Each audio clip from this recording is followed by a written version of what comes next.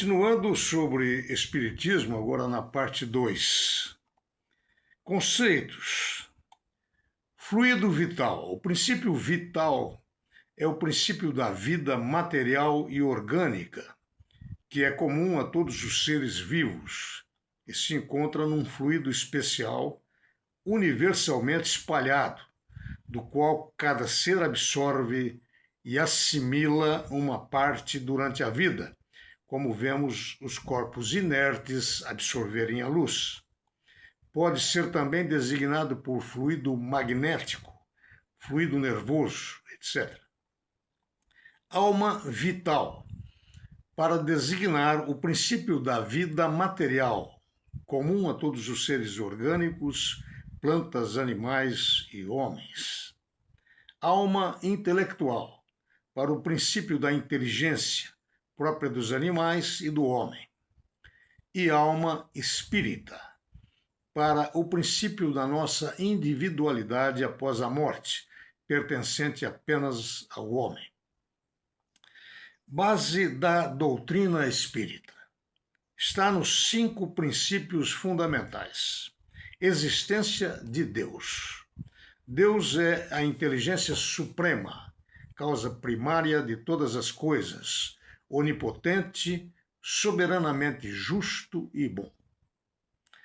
Imortalidade da alma. O espírito é imortal e continua a existir após a morte do corpo. Reencarnação. Através da reencarnação, o espírito aprende e evolui, passando por diferentes experiências físicas para se aperfeiçoar. Lei de causa e efeito. Cada ação, causa, gera uma consequência, efeito, que não se limita a esta vida, estendendo-se para as futuras reencarnações. Esta lei é vista como um princípio educativo e de justiça divina, e não como uma punição, onde os sofrimentos atuais podem ser resultado de ações passadas e o livre-arbítrio permite que a pessoa modifique esses efeitos através de boas escolhas. Comunicabilidade dos espíritos. É possível a comunicação entre o mundo físico e o mundo espiritual através da mediunidade.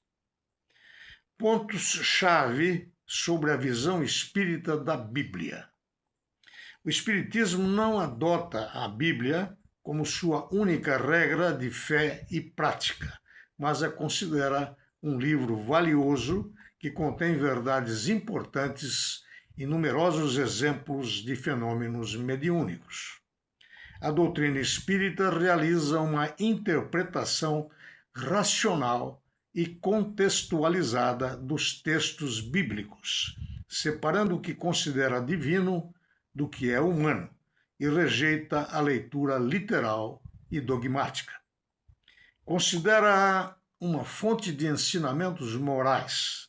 O Espiritismo identifica-se plenamente com a moral contida no Novo Testamento e, em particular, nos Evangelhos, que considera a base dos ensinamentos de Jesus, tido como o tipo mais perfeito de ser humano e guia da humanidade.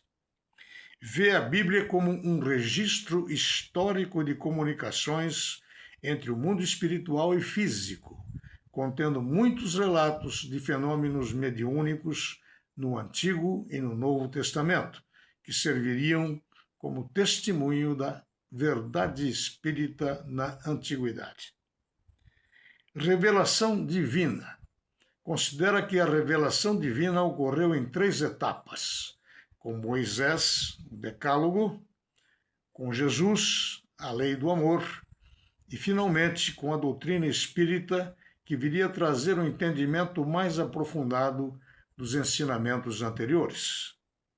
As obras fundamentais em que se baseia o Espiritismo são o Livro dos Espíritos, o Evangelho segundo o Espiritismo, o Livro dos Médiuns, Gênese e outras obras psicografadas de espíritos como Emmanuel, por exemplo, que aprofundam e detalham as condições da vida no mundo espiritual.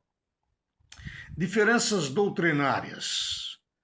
O Espiritismo não aceita as doutrinas cristãs históricas como a Trindade, a ressurreição física da carne, o batismo, a infalibilidade da Bíblia ou a ideia de que a morte ocorra apenas uma vez antes do juízo final, crendo na reencarnação. Não crê no pecado original, conforme concebido pelo cristianismo tradicional, que defende ser a humanidade herdeira da culpa da desobediência de Adão e Eva. Em vez disso, oferece uma visão diferente. Entende ser uma alegoria sobre a transição da humanidade de um estado de maior pureza para a vida na Terra, marcada pelo aprendizado através de provas e sofrimentos. Não se trata de um pecado original ou herdado, mas do uso do livre-arbítrio, resultando em um exílio para um mundo mais materializado, onde as leis divinas são compreendidas através do trabalho, da dor e das dificuldades naturais da vida. Adão e Eva são vistos como arquétipos que representam as forças da natureza humana, como a razão e a emoção, e não necessariamente como os primeiros seres humanos. A serpente seria um símbolo de um espírito materializado que tenta a humanidade.